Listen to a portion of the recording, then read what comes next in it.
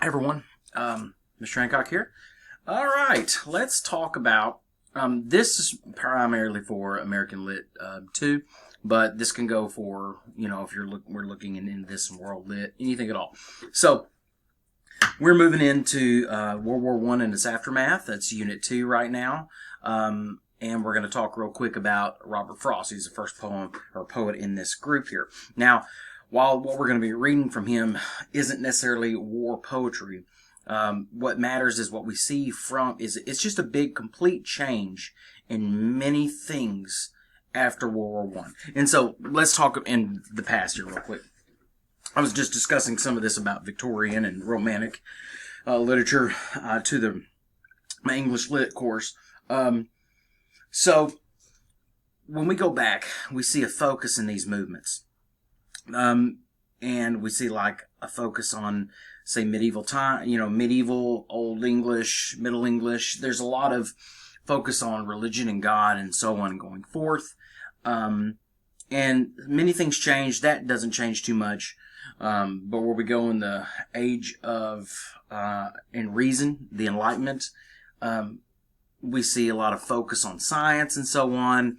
A lot of focus on society. In Romantics, we see a focus on the individual and imagination and excess and nature. Even there's a religious, mystical aspect to nature in that sense. And then we go into the Victorian age. There's a focus of duty, being who you are, especially in England. Focus of Englishness. In America, with the transcendentalism, it's a big focus on the self and the betterment of the self and like a metaphysical touch to it. And all of these great, wonderful things, there's like upbeat feelings of making yourself better and so on.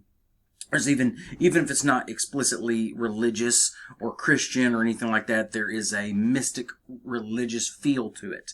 There's something of the beyond, something more than us that we want to strive to be better or and all those things there. Now, things change with World War One. The reason is it's war. So we have a big war here. But the biggest thing and the biggest change in this war here we have is the mass production and use of the machine gun.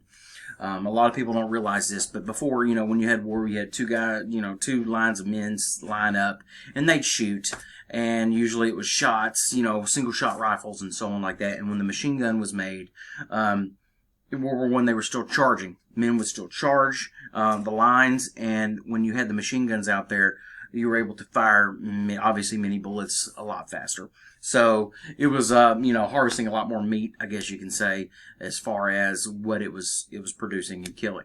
And so due to that, and the things like gas and so on, but I'd say it's the machine gun right now. Due to that, we have millions of people dead. This is the first time we saw death in war at this level. This is the first time we saw things like gas warfare. It's a lot of things happened that had not have happened before, and more people were involved than ever. It was just a mess in many ways. So a lot, I think World War One gets overlooked a lot. World War Two, it's the closest and it's very big and so on. But a lot of folks we don't know much about World War One, but there was a big change in warfare at that time. It was a big jump, and frankly, it had a massive psychological effect on humanity at that point. This is where we see a growth in atheistic literature. Those who just lost faith in God, that saw the terrible stuff and just thought this was terrible, there's no God, and so on. A big growth in a movement, philosophy called Nihilism, which, think about annihilation. That word is the idea that there is just absolutely nothing beyond who you are now. Is like, there's no purpose to anything. There's no reason to anything. Everything's nothing. It's a very dreary outlook on life. And so and when you die, there's nothing. We just cease to exist. Everything's just bad, and there's no purpose in anything. We see that pick up now. Before that, we didn't see much of this at all, and it really wasn't published massively. But now we see there's a major growth in this type of literature. And if it's not just that, we see a growth in a psychological aspect of people coming back with PTSD. They didn't know what it was at that time, but they were coming back with some serious psychological issues. and not knowing how to deal with it, not having support with it. And so there were a lot of ways people dealt with it, obviously in bad ways. But some men, and it just changed the life outlook of everything going forward.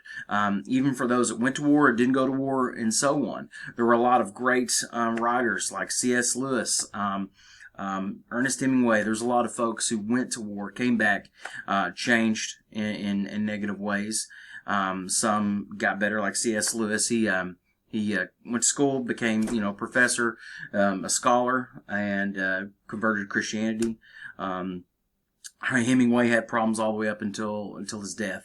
And so, it just affected people completely different. This is the first time we saw it on such a major scale. And one thing that we see with Robert Frost is he really exemplifies that change in outlook in a way. And a lot of his stuff is dark. When you read it, there is a beautiful sense to it, like Nothing Gold Can Stay. It gives you a nature scene. When you look at Stopping by the Woods on a Snowy Evening, we see nature, we see beauty. I loved it back when I was in junior high and high school because it just made me think of winter, and I love snow and winter.